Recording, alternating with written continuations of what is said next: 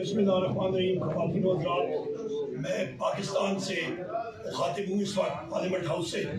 मेरे साथ पाकिस्तान तहरीक इंसाफ के चेयरमैन बैरिस्टर गौहर साहब हैं। आज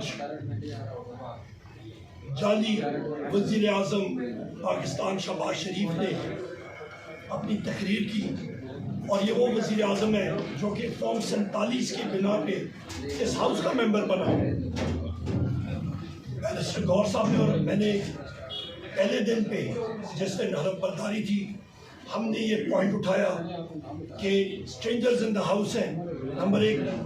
नंबर 2, आपके आर्टिकल 51 के तहत आपका election of speaker, deputy speaker या फिर आपका वज़ीर आज़म का नहीं हो सकता जब तक हमारी रिजर्व सीट ख़वातीन की मुकम्मल नहीं होती। स्पीकर ने उस चीज़ को कुचला और नाजायज़ तौर पे रूलिंग दी कि वो हो सकती है। जिस वक्त शहबाज शरीफ की नॉमिनेशन पेपर्स उसने दायर किए, तो वहाँ पे भी मैंने एप्लीकेशन दायर की और उस पर ऑब्जेक्शन दायर की, जो कि स्पीकर ने नहीं मानी। और वो ऑब्जेक्शन यही थी कि शहबाज शरीफ इस हाउस का मेंबर हो नहीं सकता, क्योंकि वो फॉर्म 47 के ज़रिए जाली तौर पे इस हाउस में आया है।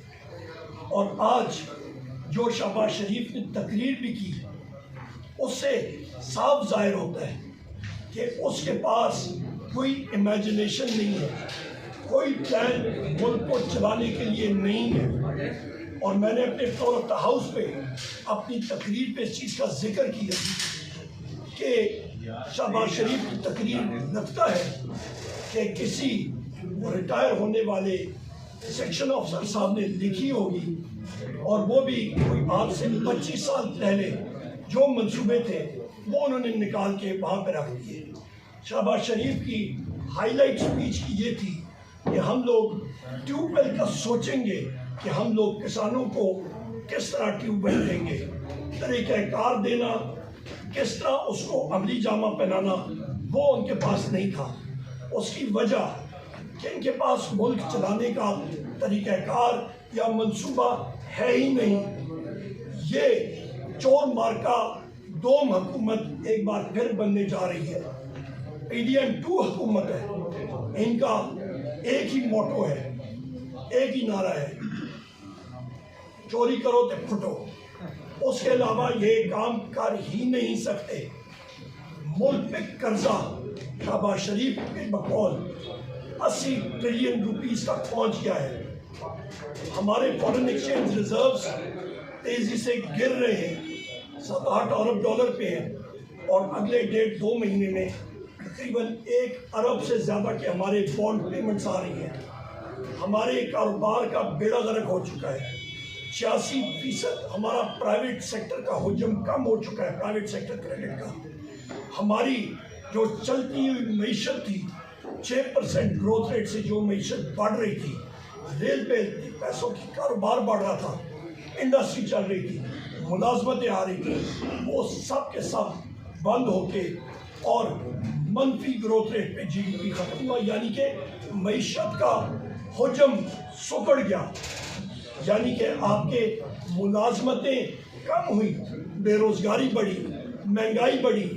बिजली पाकिस्तान तहरीक इंसाफ के दौर पे 17 रुपए यूनिट आज 85 रुपए यूनिट से तजावज़ कर रही है, रुपए 280 पे है, मज़ीद आगे चढ़ेगा। मुल्क खसारे में है, पर इन लोगों को क्या पता कि मुल्क को कैसे चलाना। ये तो सिर्फ और सिर्फ लूट मार के लिए आए हुए हैं, और खुदा न खास्ता पाकिस्तान को शदीद नुकसान पहुँचाने के सिलसिले के लिए ये अपनी मनसूबा बंदी कर रहे हैं। इस हुकूमत के पास कोई इकनॉमिक प्लान नहीं है, कोई लॉ एंड ऑर्डर कंट्रोल करने का प्लान नहीं है। एक मुल्क में मईशत तब चल सकती है जहाँ पे रूल ऑफ लॉ हो, जहाँ पे अमन व अमान हो, जहाँ पे अदालतें काम कर रही हो, जहाँ पे सरमायाकार को पता हो कि उसके पैसा महफूज है। यहाँ पे तो किसी किस्म का पैसे का तहफ़्फ़ुज़ ही नहीं, यहाँ पे आइन और कानून नाम की कोई चीज़ नहीं। यहाँ पे आपकी सूबाई हुकूमतें निगरान वो आइन की खिलाफ वर्जी करके उनको चलाया गया है।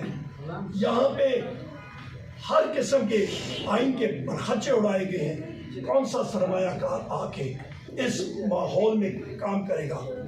IMF کے حوالے سے ہم نے پھر واضح کیا کہ پاکستان تحریک انصاف اور ہمارے قائد عمران خان صاحب ہمیشہ پاکستان کے لیے سوچتے ہیں، اور ہماری ایک ہی شرط تھی کہ وہ پیسہ جو قرضے کے طور پہ لیا جائے وہ پاکستان کی عوام کی فلاح و بہبود پہ خرچ کیا جائے۔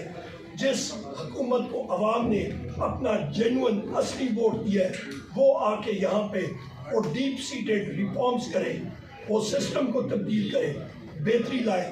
وہ یہ چور مار کا دوم حکومت نہیں کر سکتی، ان کے پاس وہ مینڈیٹ ہی نہیں ہے، وہ ابیلٹی نہیں ہے۔ لہٰذا ہم لوگ چاہتے ہیں جو فارم 47 کا یہاں پہ ڈرامہ رچایا گیا، پاکستان کی مختلف ادارے اور NGOs ہیں، جوڈیشل انکوائری ہو اور اس کی تہہ تک پہنچا جائے کہ یہ فارم 47 کیوں اور کس وجہ سے تبدیل کیا گیا کہ پاکستان تحریک انصاف کی 180 سیٹیں بنتی ہیں فارم 47 کے ذریعے، اور اس میں ریزرو سیٹیں بنائیں تو 245 سیٹیں قومی اسمبلی میں بنتی ہیں۔ بہت شکریہ۔ اوور ٹو بیرسٹر گور صاحب۔